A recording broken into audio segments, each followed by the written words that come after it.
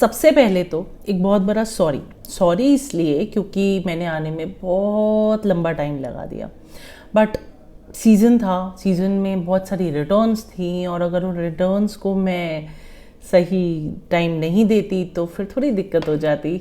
लेकिन हाँ, थोड़ा फिर भी लेट है क्योंकि रिटर्न सीज़न ख़त्म हो चुका था बहुत जल्दी। बट उसके साथ साथ thank you so much for so much love that you people have given to me in this time. मुझे इतने ज़्यादा कॉल्स, इतने फीडबैक्स मिले कि when are you coming back, why are you not posting videos, and that somehow motivated me to a level that yes today I am here back again with some regular videos जो हम अगला season शुरू होने तक पहले तक तो regularly करेंगे। और जब नई शुरुआत करनी है, जब एक कमबैक करना है, तो what better than this day, the budget 2023 day, and you all know that how important this budget was, क्योंकि ये बजट मोदी गवर्नमेंट का करंट सेशन का लास्ट बजट है।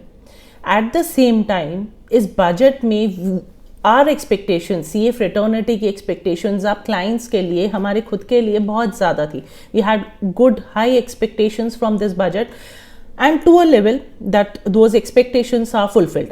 I wouldn't mind saying that we are really happy with the budget. It's a positive budget. There are many positive decisions taken in this budget.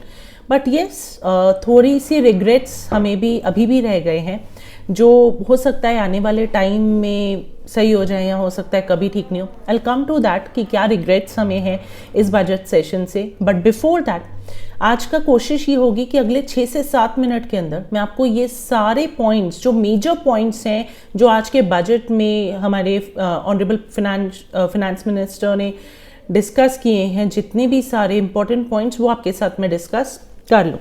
To start with, जो सबसे पहला initiative government हमारी ले रही है वो ये ले रही है कि the IT return forms they are trying to make it more simple and easy for normal tax payers to file their returns. यानी कि एक कॉमन IT फॉर्म, जैसे अभी आप लोग जानते होंगे ITR 1, ITR 2, there are many different kind of ITR Sahaj, ITR सुगम, ITR 3, 4 जिसको हम कहते हैं, ये सारी की सारी लॉन्च हुई है, जिसमें अक्सर मैंने देखा है जो लोग खुद रिटर्न्स फाइल कर रहे होते हैं वो कंफ्यूज हो जाते हैं और मुझे कॉल करते हैं कि गुंजन जी हमें कौन सी ITR फाइल करनी है, ITR 1 करनी है, 2 करनी है, 3 करनी है, 4 करनी है। लेकिन अब सरकार को भी ये बात समझ में आ गई है और इसलिए उन्होंने कॉमन IT रिटर्न फॉर्म की घोषणा की है, एक अनाउंसमेंट की है, जिसके हिसाब से एक कॉमन प्लेटफॉर्म, एक कॉमन रिटर्न फॉर्म बना दिया जाएगा, जिसमें आपकी जो इनकम है वो सिंप्लीफाइड तरीके से आपसे पूछी जाएगी और आप खुद भी, अगर आपके बहुत ज़्यादा सोर्सेज ऑफ इनकम नहीं है, तो अपनी सिंपल सी रिटर्न को ईजिली फाइल कर सकते हैं विदाउट आवर हेल्प। यस, हमारा धंधा थोड़ा कम हो रहा है, लेकिन वी आर वेरी हैप्पी। अगर आप लोग सेल्फ डिपेंडेंट हो रहे हैं इस स्टेप से तो we are very happy for you. हम थोड़े बड़े वाले काम निपटा लेंगे, छोटे छोटे काम आप खुद कर लीजिएगा और मेरे यूट्यूब चैनल पे जो वीडियोस आ रहे हैं वो तो आप देख ही सकते हैं। नंबर 2, जो सबसे अच्छा बेनिफिट आपको इस बजट का, जो हमें एटलीस्ट लगा और मेरे कलीग्स को भी लगा, वो ये था कि 44AD और 44AD प्रिजम्पटिव सेक्शंस, यानी कि क्या होता है कि अगर हमारी आज तक टर्नओवर, पूरे साल की टर्नओवर 2 करोड़ थी, तो सरकार हमें एक प्रावधान देती थी कि हम 2 करोड़ का प्रिजम्पटिव 6% या 8% डिपेंडिंग ऑन हमारी कैश सेल है या बैंक सेल है, उसके बेसिस पे हम 6% या 8% मिनिमम प्रॉफिट डिक्लेयर करें और रिटर्न फाइल कर दें। दोस्तों, अब उस लिमिट को 2 करोड़ से स्ट्रेट अवे 3 करोड़ कर दिया गया। यानी कि अगर आपकी टर्नओवर अब 3 करोड़ तक भी जाती है तो भी आप 6 या 8% अपने प्रिजम्पटिव टैक्सेशन पे लेके उस रिटर्न को फाइल कर सकते हैं। सेकेंडली, अगर आप एक प्रोफेशनल हैं, जैसे कि मैं हूँ, मैं एक चार्टर्ड अकाउंटेंट हूँ, सिमिलरली अगर आप एक डॉक्टर हैं, इंजीनियर है, लॉयर है, टेक्नीशियन है, अगर आप एक प्रोफेशनल है तो आपकी लिमिट होती है 75 लाख रुपीज फ्रॉम 50 लाख। यानी पहले 50 लाख था, now it is 75 lakh. The rate of tax is 50%। यानी कि अगर मान लीजिए मेरी इनकम, टर्नओवर मेरा 75 लाख है, तो मैं इजीली उसका 50% that is 37.5 lakh rupees profit दिखा सकती हूँ और अपनी रिटर्न बिना कोई बुक्स बनाए, बिना कोई ऑडिट करवाए फाइल कर सकती हूँ। जो टर्नओवर वाली लिमिट है ट्रेडर्स के लिए, MSMEs के लिए, जो 2 से 3 करोड़ है, उसमें एक छोटी सी कंडीशन और है कि अगर आपकी cash receipts are less than 5% of the total receipts and payments, तो आपको ये ख्याल जरूर रखना पड़ेगा कि आपका cash transaction is under limit, तभी आप ये कर सकते हो, अदरवाइज आपको जाके सिंपल टैक्स ऑडिट करवाना ही पड़ेगा, हमारे पास आना पड़ेगा। आप लोग देखते हैं, जब मैं कहती हूँ हमारे पास आना पड़ेगा तो मेरे चेहरे पे एक बहुत ही अच्छी खुशी सी आ जाती है, क्योंकि किसको अच्छा लगेगा कि हम ऐसे खाली बैठे रहें आप लोगों के इंतज़ार में। नाउ क्विकली मैं अगले पॉइंट की तरफ मूव ऑन करती हूँ। एक बहुत इंपॉर्टेंट और बहुत अच्छा पॉइंट जो इस बार लाए हैं, जो मुझे लगता है बहुत ज़रूरी भी था।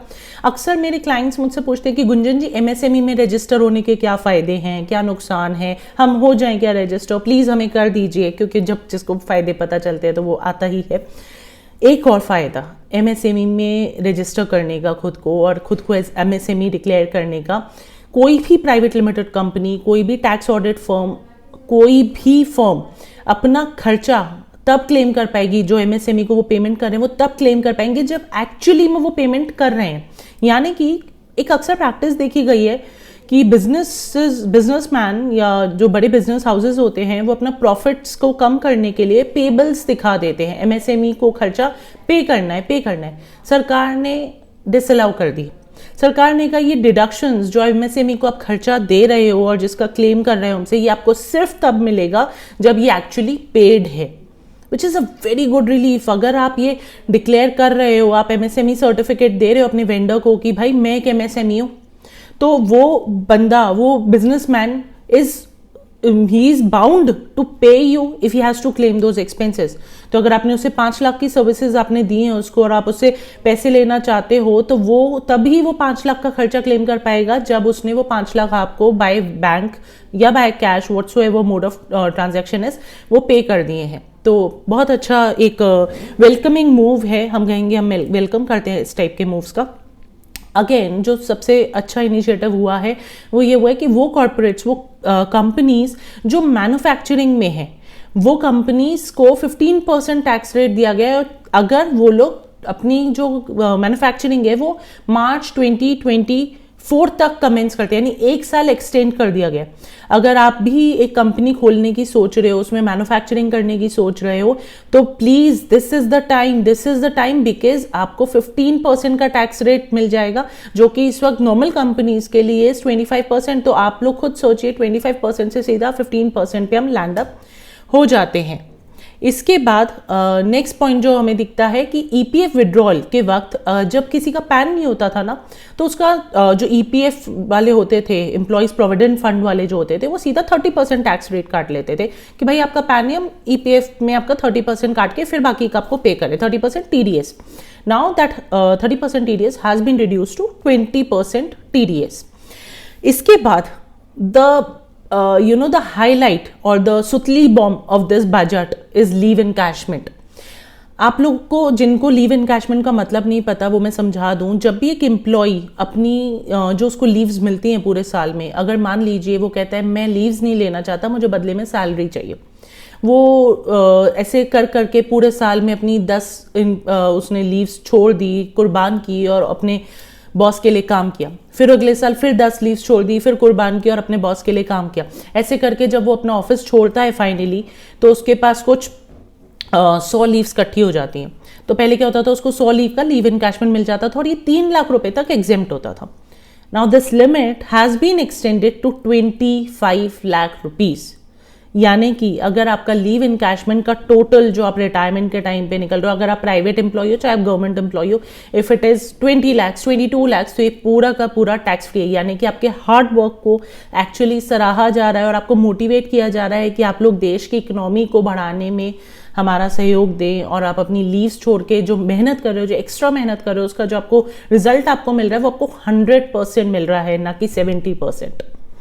नेक्स्ट जो टॉपिक पे हम सब जानते थे, हम बड़ी बेसब्री से वेट कर रहे थे कि क्या होगा, निर्मला सीतारमण जी भी जान गई थी और उन्होंने अपनी बजट स्पीच में भी यही बात कही कि अब उस टॉपिक पे आते हैं जिसका आप सबको इंतजार था, पर्सनल टैक्सेशन। बड़ा अच्छा रहा पर्सनल टैक्सेशन में जो इन्होंने बजट लाया, क्योंकि इन्होंने 5 लाख की लिमिट को 7 लाख कर दिया न्यू टैक्स रिजीम में। इन्होंने न्यू टैक्स रिजीम के रेट्स चेंज कर दिए, 0 to 3 लाख, मतलब 2.5 लाख की लिमिट को 3 लाख कर दिया। मतलब अगर आप 3 लाख तक की इनकम कमा रहे हो तो यू हैव टू पे 0 टैक्स।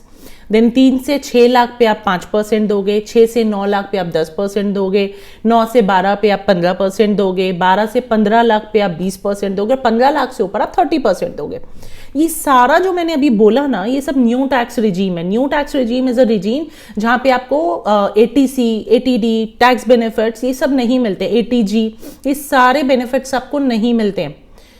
और हमें इस बात का दर्द है या दुख है या एक अंडरस्टैंडिंग समझ में आ रही है कि सरकार अब धीरे धीरे हम सबको न्यू टैक्स रिजीम की तरफ ही ले जाना चाहती है। तो कहीं ऐसा तो नहीं होगा कि आने वाले टाइम में आज से 2 साल या 5 साल बाद एटीसी, एटीडी इन सब का कोई महत्व ही नहीं रह जाएगा इन टैक्स, इनकम टैक्स पर्पजेस के लिए। मेरे हिसाब से देश की जनता के लिए एटीसी में उनको इन्वेस्ट करवाना, एटीडी में उनको इन्वेस्ट करवाना बहुत इंपॉर्टेंट है, क्योंकि हमारे देश में मेडिकल फैसिलिटीज उतनी अच्छी नहीं है। आप लोग क्या सोचते हो? मुझे प्लीज अपने कमेंट सेक्शन में जरूर बताइएगा कि आप लोगों के हिसाब से क्या वाकई में एटीसी, एटीडी इनकी लिमिट्स बढ़ाना, नहीं बढ़ाना, इनकी लिए जो हम इन्वेस्टमेंट करते हैं उसको मोटिवेट नहीं करना, क्या ये एक अच्छा स्टेप है? क्या एक्चुअली में अब ये सब रिडंडेंट हो चुका है? क्या हमारे गवर्नमेंट हॉस्पिटल्स इतने अच्छे हैं कि हम वहाँ इजीली जा सकते हैं, प्राइवेट हॉस्पिटल्स को छोड़ते हैं और अपना मेडिक्लेम लेना छोड़ सकते हैं? मुझे नहीं लगता, बट हाँ, अगर आपका कोई अलग व्यू पॉइंट है तो प्लीज़ मुझे बताइएगा कि आप क्या सोचते हैं इस डिसीजन के बारे में। उसके अलावा कुछ छोटे मोटे जो चेंजेस हुए हैं वो ये हुए हैं कि बहुत सारी अपील्स पेंडिंग थी। मोर देन 5 लाख जो नंबर हमारे सामने आता है, वो अपील्स को डिस्पोज ऑफ करने के लिए, जल्दी, स्मॉल अपील्स की बात कर रही हूँ मैं, उनको जल्दी जल्दी डिस्पोज ऑफ करने के लिए 100 कमिश्नर्स की एक बेंच बिठाई गई है, जिनको ये टारगेट दिया गया है कि आप इन छोटी छोटी अपील्स को बहुत जल्दी जल्दी डिस्पोज ऑफ कीजिए। उसके अलावा एक बहुत अच्छा डिसीजन सरकार ने लिया। एक लूप होल था। क्या होता था कि जब भी हम कोई लॉन्ग टर्म कैपिटल गेन करते थे, जैसे कि हमने शेयर्स बेचे, कोई प्रॉपर्टी बेची, तो हम उसके बदले में रेसिडेंशियल प्रॉपर्टी लेके वो कैपिटल गेन पे जो टैक्स लगता है 20% का, वो उससे बच सकते थे। लेकिन ये सब हमारे लिए तो ठीक है, middle class, upper middle class के लिए, पर जो रिच एंड क्लासेस थी, जिनको शेयर्स बेच के मान लीजिए 20 करोड़, 30 करोड़, 40 करोड़ का गेन होता था, वो लोग भी 40 करोड़ का एक घर खरीद लिया, 30 करोड़ का एक घर खरीद लिया। तो वो करोड़पति लोग भी इस बेनिफिट का बहुत अच्छा फायदा उठाते थे, जिसको सरकार ने अब रोक लगा दी। सरकार ने कैपिंग कर दी है 10 करोड़ की, यानी कि अगर आप 54 सेक्शन 54 और 54F बोला जाता है, अगर आप मकान बेच के या शेयर्स बेच के एक लॉन्ग टर्म कैपिटल गेन हासिल कर रहे हो और उसको री इन्वेस्ट करना चाह रहे हो घर में, तो जो कैपिंग है वो 10 करोड़ की, 10 करोड़ से ऊपर आप उसमें री इन्वेस्ट नहीं कर सकते, उससे ज्यादा आपको बेनिफिट नहीं मिलेगा। तो मान लो 15 करोड़ का कैप गेन है, आप 15 करोड़ ही इन्वेस्ट करो, लेकिन आपको बेनिफिट जो मिलेगा वो 10 करोड़ का मिलेगा। 5 करोड़ विल बी टैक्सेबल और वो सरकार के पास पैसा जाएगा। मेरे हिसाब से इसमें कोई ज्यादा बुराई नहीं है, क्योंकि हमें गैप कम करना ही है। Ultimately the rich and the poor gap जो हमारे देश में बहुत ज्यादा बढ़ता जा रहा है, उसे धीरे धीरे we have to bring it on equal basis, जो शायद इसी तरीके के स्टेप से पॉसिबल है। पोस्ट दिस अगर मैं बात करूं तो सरकार अपनी वाहवाही कर रही है, जैसे ही कि 93 डेज का आईटी रिटर्न प्रोसेसिंग टाइम था, जो कि वाकई में 16 डेज हो गया। कुछ एवरेज टाइम है ये। मेरे उन क्लाइंट से एक रिक्वेस्ट है जिनकी अभी तक रिटर्न प्रोसेस नहीं हुई है, ऐसा नहीं उनका फोन आना शुरू हो जाए, गुंजन जी वीडियो में तो आप कह रहे हो कि 16 दिन में हो जाता है, हमारा 6 महीने से नहीं हुआ। ऐसा नहीं है कि it is the time, it is an average time. कई बार ज्यादा टाइम भी लगता है, कई बार कम भी, बट हाँ, आने वाले टाइम में ये गैप कम होता जाएगा और ये जो हम महीनों की बातें करते थे वो कुछ दिन की ही होके रह जाएंगी। एक बहुत अच्छी चीज जो अपर एंड क्लास के लिए हो, जो जॉब सेक्टर के लिए मैं मानती हूँ, है कि जो हाईएस्ट सरचार्ज रेट था 5 करोड़ से ऊपर 37% का सरचार्ज लगता था, वो रिड्यूस होके 25% हो गया है। इसके अलावा standard tax benefit, standard deduction जो होता है, वो बेनिफिट अब न्यू टैक्स रजीम में मिल गया। जो 50,000 का आपको सैलरी पेशा लोगों को मिलता है, वो 50,000 का बेनिफिट आप न्यू टैक्स रजीम में भी ले सकते हो। यानी कि अल्टीमेटली अगर आपकी 7.5 लाख तक की इनकम है तो there is 0 tax. Very happy. चलो इसी बात पे मुंह मीठा कर लीजिए अपना। लास्टली, जो अगर आप 15.5 लाख से ऊपर आपकी इनकम है तो 52,500 वो स्टैंडर्ड डिडक्शन हो जाता है। सरकार ने आपको 2,500 रुपए का एक बोनस दिया है। I don't know what is the concept behind this 2,500 rupees extra, but then yes, it has been increase to 52,500। Lastly, since मैं एक लेडी हूँ, एक विमेन हूँ, फीमेल काउंटर पार्ट्स को एक खुशखबरी देना चाहूंगी अपने वीडियो के एंड में।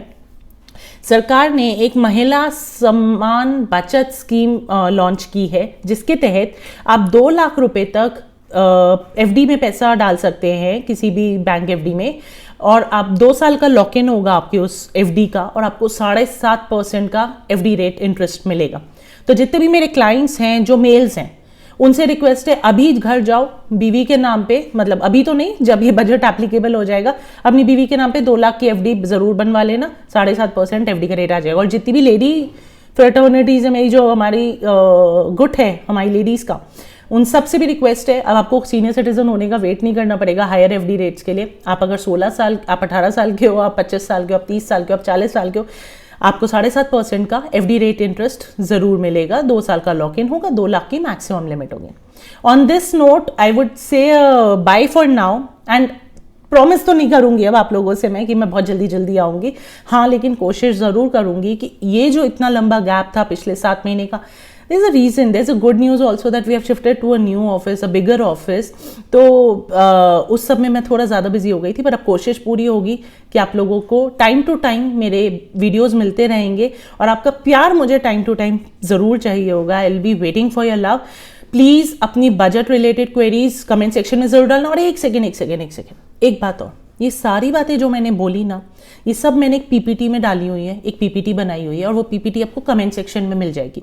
तो वो आप कमेंट सेक्शन में जाइए, पीपीटी देखिए और आराम से सारी बातें रिविजिट कीजिए। कोई भी डाउट निकलता है, कोई भी क्वेरी निकलती है, प्लीज़ कमेंट सेक्शन में अपनी डाउट्स डालिए। आई will be waiting for your doubts, your questions, your queries, and thank you so